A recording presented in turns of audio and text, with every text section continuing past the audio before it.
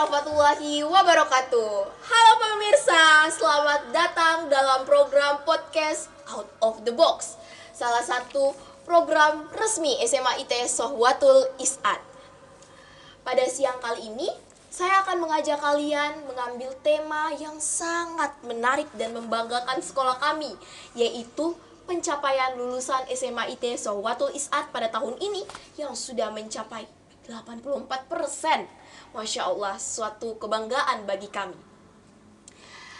Dan saya sudah bersama narasumber yang sangat berpengaruh, yaitu Ustadz Syamsuddin SPD MM, yang merupakan sosok yang sangat berpengaruh dan sangat penting dalam pencapaian lulusan para siswa. Tahun lalu sudah mencapai 64% dan tahun ini mencapai 84%. Masya Allah, sungguh luar biasa. Menurut saya pribadi itu merupakan peningkatan yang cukup pesat. Jadi tidak perlu berlama-lama karena saya sudah tahu Anda sudah penasaran dengan podcast pada hari ini. So, masuk saja langsung. Assalamualaikum warahmatullahi wabarakatuh, Ustadz. Waalaikumsalam warahmatullahi wabarakatuh. Ya, bagaimana kabarnya, Ki? Alhamdulillah baik. Alhamdulillah. Begini, Ustadz. Jadi kemarin dengar-dengar SMA ITS Sohwatul Is'ad ini sudah mencapai masuk perguruan tinggi negeri dengan mencapai presentasi sekitar 84% ya. Jadi menurut Ustadz bagaimana itu tanggapannya tentang hal tersebut? Iya, alhamdulillah apa yang kita capai tahun ini itu melampaui dari target yang kita rencanakan di awal. Target kita itu adalah 70%. Iya, itu 70% target kita. Tetapi kenyataannya di lapangan adalah kita bisa sampai di angka 84%. Lalu kemudian tentu saya mungkin bicara dulu dari target-target dari tahun ke tahun ya. Jadi ketika saya baru masuk di Sohit ini kan kami ditargetkan 50%. Alhamdulillah kita bisa capai di angka 55. Lalu kemudian 55 bertahan, naik lagi menjadi 56. Kemudian berikutnya naik lagi menjadi 65. Dan tahun ini adalah tahun yang pencapaian yang paling tinggi. Artinya adalah bukan hanya jumlahnya yang jumlahnya yang tinggi, tetapi jurusan yang dipilih anak-anak kita juga itu adalah semakin tinggi ya. Buktinya ada masuk di Fakultas Kedokteran ya, dengan jalur UTBK itu 2 orang. Itu capaian yang menurut saya adalah satu hal yang sangat luar biasa. Nah tentu ada yang bertanya-tanya nih, apakah memang itu dicapai secara alamiah begitu saja atau ada peran sekolah bagaimana itu caranya, Ustaz? Kami sangat penasaran sama peran sekolah dalam hal tersebut sampai bisa sepesat ini. Iya, jadi tentu angka 84% ini adalah angka yang sangat sulit dicapai sebuah sekolah ya, sebuah lembaga pendidikan itu ya. Apalagi swasta. Apalagi di pesantren ya, dengan berbagai macam kesibukan ya, mana hafalannya anak-anak, lalu kemudian ada target-target yang lain. Tetapi di tengah kesibukan yang luar biasa itu ternyata adalah kita juga kita juga membuat satu program yang tidak kalah pentingnya dibandingkan program dengan apa itu, Ustaz? Itu dia.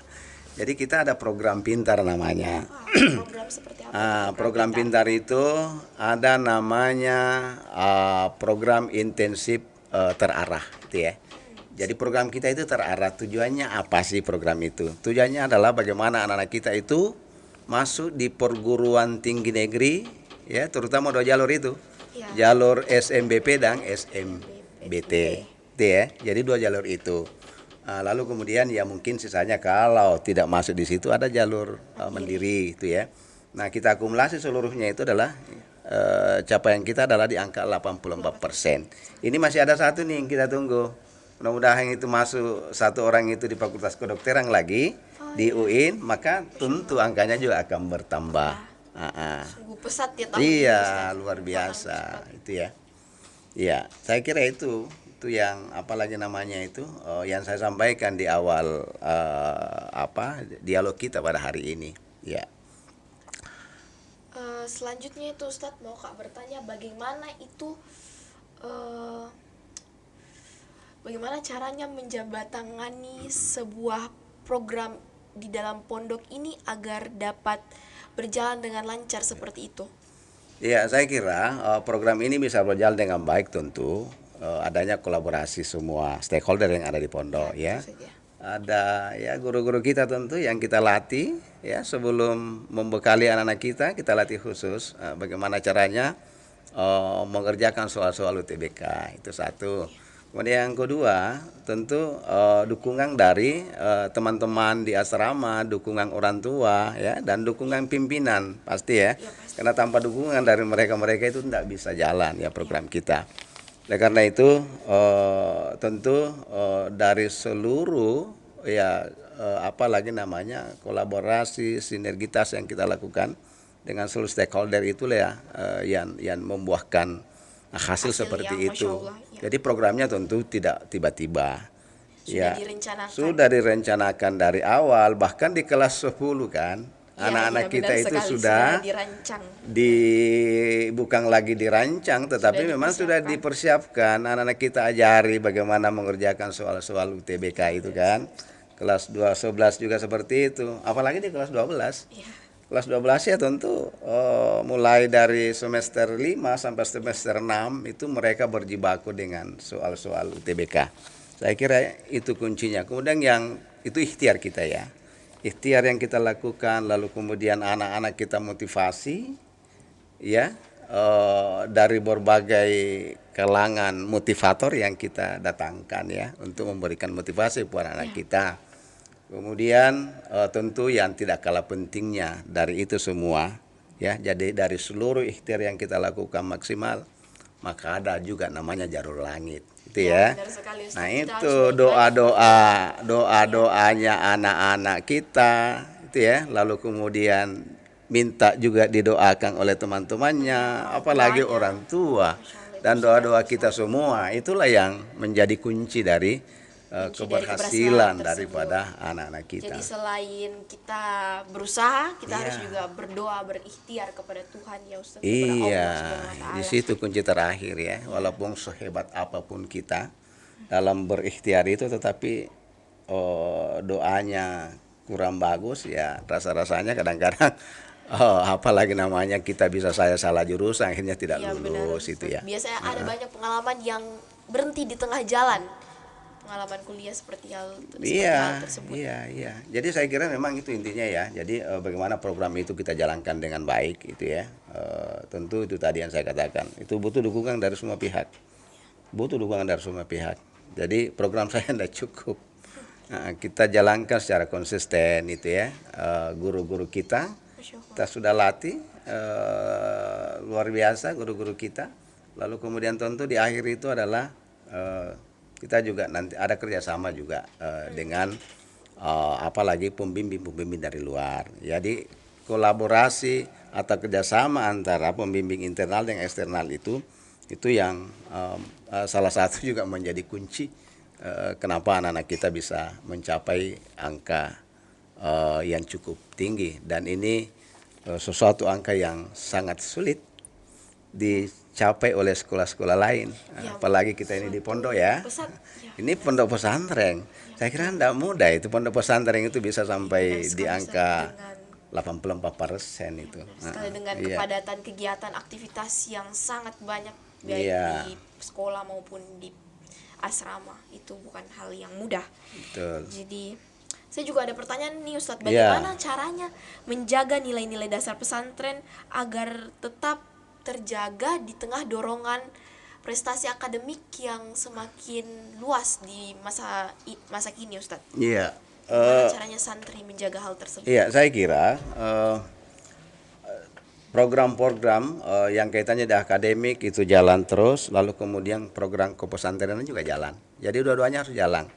Jadi itu harus seimbang. Kenapa? Karena ini adalah semuanya itu adalah untuk dunia akhirat, ya. Jadi hafalan-hafalan anak-anak kita, lalu kemudian program pembinaan karakter itu harus jalan, dan segala macam yang ada kaitannya dengan pesantren juga harus jalan. Benar sekali. Nah, disinilah tantangannya sesungguhnya. Itu Seperti apa itu Ustaz? bedanya dengan sekolah-sekolah boarding yang lain, itu kan memang dia lebih cenderung di akademik gitu ya. Ya, Kalau benar. kita memang harus seimbangkan antara kegiatan-kegiatan kepondokan dengan kegiatan akademiknya anak-anak. Dan itu cukup, menurut saya adalah cukup berhasil gitu ya. Apa yang kita lakukan selama ini, ya ustadz ustazah kita juga berjibaku di dalam membentuk karakternya anak-anak, lalu Sangat kemudian itu ya menambah hafalannya dari juz ke juz, itu kan tidak mudah juga itu ya. Iya. Dan kita hampir setiap tahun itu kan ada saja anak-anak kita yang mencapai 30 juz ya. Masya Allah. Ada satu hal saya kira juga ini yang kaitannya dengan ini ya, itu tahun lalu. Tahun Tahun lalu. Iya, lalu saya itu ingat. ada anak-anak kita yang 30 juz kebetulan ranking 1 juga. Masya Allah Lalu sekali. kemudian itu bebas tes melalui jalur SMBP, itu kan masuk di Fakultas Kedokteran lagi. Jadi sesungguhnya anak-anak kita yang hafalannya bagus, insya Allah akademiknya juga akan bagus. Nah, ini kami sudah buktikan beberapa tahun terakhir. Anak-anak yang hafalannya tinggi itu rata-rata itu masuk di perguruan tinggi negeri lewat jalur SMBP, SMBT. Nah, dengan demikian maka kelihatannya memang berbanding lurus antara antara jumlah hafalan dengan tingkat kemampuan anak-anak. Itu. Jadi insya Allah anak-anak kita akan bina terus dalam rangka untuk mencapai apa yang dicita-citakan. Iya, benar sekali Ustaz. Saya juga sangat penasaran. Apakah Ustadz dapat menceritakan sedikit pengalaman inspiratif tentang bagaimana ini para santriwan dan santriwati dalam berjuang menghadapi persiapan SMBP, SMBT ini, Ustadz? Bisa kita cerita, mau tahun ini, tahun lalu, Iya. luar biasa saya lihat-lihat. Kuncinya memang itu konsistensi ya dari anak-anak kita. Lalu kemudian program yang kita tawarkan kepada anak kita. Jadi memang program ini kan memang kita harus mulai dari kelas 10 gitu ya. Bahkan di pondok kita ini kan sebenarnya di SMP juga sudah mulai dibekali dengan pelajaran-pelajaran UTBK. Jadi anak-anak kita yang dari SMP lanjut ke di SMA Sohid itu sudah punya bekal tuh di situ. Lalu kemudian di SMA ini kita genjot lagi, kenapa? Karena ulang kembali ya. Kenapa? Karena itu ada alumni dari sekolah lain masuk. Oh iya, benar sekali Ustadz. Lalu berikutnya tentu ada tes Oh iya. diagnostik jadi yang masuk kita Sohid ini ada tesnya lakukan. juga ya, Ya, ada tes psikotes kan kita lakukan. Lalu kemudian dalam proses pembimbingan itu kan ada diawali dengan tes diagnostik gitu ya. Anak ini sesungguhnya itu berada pada posisi mana tuh. Lalu kemudian dari situ kita bimbing, kita arahkan anak-anak kita adakan pendampingan dari guru-guru, wali kelas, guru BK terutama. Jadi pendampingannya sampai dengan pengambilan jurusan. Jadi memang sesuatu hal yang tentu pasti tidak mudah. Tetapi itu membutuhkan satu kerja keras dari semuanya. Ya, semua dari segala macam sumber daya yang ada itu kita curahkan. Jadi kuncinya adalah sesuatu keberhasilan itu tidak datang begitu saja, tetapi melalui proses yang panjang. Dan itu ada di Sohid itu ya. Ada di Sohid. Saya ini pengalaman memimpin beberapa sekolah. Dan ternyata adalah segala program yang ada di kepala saya itu justru di Sohid itu tersalurkan tuh. Oh, tersalurkan. Kenapa? Semua, Ustadz. Karena sumber daya mendukung. Ya, benar sekali. Sumber daya mendukung. Ada dukungan dari yayasan, ada dukungan dari teman-teman guru, ada dukungan dari orang tua. Ya, tentu saja. Lalu kemudian kalau ini semua bisa berkolaborasi, maka insya Allah persoalan itu selesai. Itu ya. Jadi dengan demikian maka tentu kami berada pada satu institusi yang tepat untuk menyampaikan satu gagasan-gagasan yang mungkin apalagi namanya itu di tempat lain itu agak sulit karena mungkin ada hambatan-hambatan. Karena ini memang harus ada kerjasama, ya. Ya, sangat Kerjasama. penting ya kerja Sangat sama. penting. Siswanya, gurunya, para pimpinan, orang tua juga. Dan di sini orang tua sangat mendukung. Alhamdulillahnya orang tuanya Alhamdulillah sangat orang tua sangat mendukung. Nah disitulah kuncinya sampai kita berada pada posisi yang sangat tinggi dari sisi angka itu ya, angka benar persentase kelulusan. Apalagi masuk di PTN tahun ini. Adakah rencana-rencana terbaru dari Sohwatul Is'ad untuk kedepannya agar lebih Ya. berkembang lagi, lebih mungkin presentasinya tahun depan akan lebih meningkat lagi? Ya, tentu satu lembaga dikatakan berhasil itu kalau persentase yang kita capai tahun depan itu lebih tinggi dibandingkan dengan apa yang kita capai tahun ini. Jadi sekarang ini lulusan kita ini kan tahun ini kan baru sampai di Jawa Timur ya. Itu ada yang lulus di TS ya, jurusan teknik di situ, lalu kemudian ada yang lulus di Fakultas Kedokteran di Brawijaya Malang. Ya. Arah kita ke depan itu adalah kita mencoba masuk di ibu kota negara. Bagaimana anak-anak kita itu bisa masuk di perguruan tinggi yang ada di sekitar Jakarta.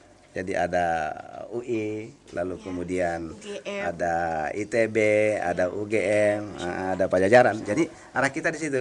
Jadi nanti makanya memang ya tentu tryout itu yang kita akan secara konsisten kita lakukan gitu ya. Lalu kemudian kita evaluasi anak-anak kita apakah memang tahun ini dengan dukungan ya dari berbagai pihak itu bisa mencapai apa yang kita sampaikan. Jadi arah kita itu akan begitu seperti itu. Jadi mudah-mudahan bisa masuk di perguruan tinggi papan atas lah. Ya ada UGM, ada UI, lalu kemudian ada ITB dan sebagainya. Ya itu yang menjadi tujuan kita di tahun 2026 ya. Bagaimana caranya bisa konsisten Ustadz dalam program-program tersebut, mau santri maupun gurunya bisa berkonsisten dalam menjalankan program-program tekun dalam hal tersebut? Iya, jadi saya kira yang kita akan lakukan itu adalah program kita mantapkan, lalu kemudian ada evaluasi, terus menerus kita lakukan, kemudian ada motivasi, ya, yang insya Allah secara berkala kita akan berikan kepada anak-anak kita, itu ya. Nah, tentu ya guru-guru juga kita akan motivasi terus, gitu ya, supaya bersemangat terus dalam mendampingi anak kita. Jadi bukan hanya tenaga pengajar ya di kelas saja, tetapi itu termasuk teman-teman dari guru BK, itu ya. Itu senantiasa juga harus secara konsisten dalam pendampingan anak kita, sehingga tentu hasil yang kita harapkan di masa yang akan datang itu bisa melebihi dari angka apa yang kita capai tahun ini. Dan insya Allah kami optimis dengan angka itu bisa lebih tinggi dengan persiapan yang kita lakukan. Mungkin Jadi bisa 90 Ustaz. ya mudah-mudahan bisa 90 yang akan datang. Karena 100. kalau bisa Saya 100 seluruhnya ya. Kalau bisa seluruhnya depan harus 100 ya. gol 100%. Itu yang kita harapkan dan saya kira semua institusi begitu ya. Begitu ya. Jadi memang kita tidak tanggung-tanggung lah dalam mempersiapkan itu. Insya Allah dengan dukungan dari semua pihak, lalu kemudian doa dari orang tua itu ya, doa dari kita semua anak-anak kita, tentu kita berharap insya Allah semuanya bisa masuk di perguruan tinggi yang diinginkan di tahun 2026 insya Allah. Oke Ustadz, terakhir saya mau minta closing statement dari Ustadz, bagaimana itu? Iya, makasih selaku Direktur Pendidikan ya di Sohwatul Is'ad, kami mengajak seluruhnya kepala sekolah, lalu kemudian teman-teman guru yang kita sudah berikan tanggung jawab ya dalam rangka untuk mengawal anak-anak kita. Kemudian tentu ucapan terima kasih yang tak terhingga juga saya sampaikan kepada yayasan yang mendukung penuh, itu ya. Lalu kemudian orang tua yang selalu mendukung program-program kita, sehingga insya Allah mudah-mudahan capaian-capaian yang dicapai di masa yang akan datang itu bisa lebih baik ya dibandingkan dengan apa yang kita capai tahun ini. Saya mohon doanya semuanya ya, Ya. semua stakeholder di awal tahun pelajaran ini dengan program yang kita sudah paparkan di hadapan orang tua itu bisa menjadi satu bagian yang bisa mendorong angka kelulusan masuk di PTN bisa lebih baik ya dibandingkan dengan apa yang kita capai tahun ini. Saya kira itu mungkin yang saya sampaikan kepada kita semua dan barangkali kami akhiri Sebelum kegiatan Ustaz, kita. ada satu lagi sebentar. Ah. Ini pertanyaan wajib kita jawab Iya, cepat. ya, Apa yang paling melekat dalam santri Sohwatul Is'ad? disiplin. Ya, Masya Allah. Apa yang membuat santri Sohwatul Is'ad betah berada di Sohwit? Iya, nyaman. Dengan fasilitas yang sangat luar biasa ya. Iya. Hal yang membuat apa ya, saya juga lupa. Apa yang menggambarkan Sohwatul Is'ad? Satu Iya. kata Ustaz, satu kata. Ya, the best. Masya Allah. Iya. Itulah tadi penyampaian dari Ustadz Syamsuddin SPD MM. Jadi mari kita tutup acara pada siang hari ini dengan mengucapkan Alhamdulillah.